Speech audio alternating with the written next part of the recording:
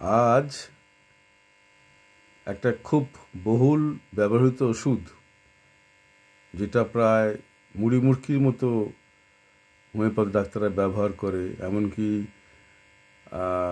রোগীরাও ওষুধ দোকানে গিয়ে সেই ওষুধটাই কিনতে চায়, সেটা হলো প্যাসিফ্লোরা। কেন তারা কিনে? না, প্যাসিফ্লোরা খেলে ভালো ঘুম হয়।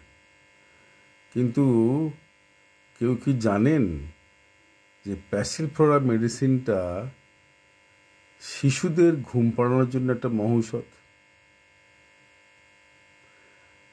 শিশুদের যে কোনো রকমের কনভালশনের জন্য দারুণ কাজ করে। শুধু তাই নয়, বড়দের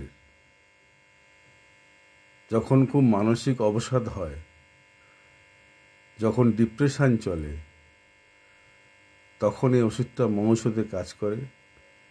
সুতরাং প্যাসিফ্লোরাকে আমরা খুব একটা ছোট গণ্ডির মধ্যে ব্যবহার করি, ঠিক আছে?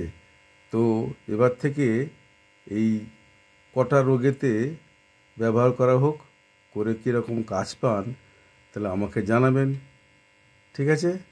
ওকে।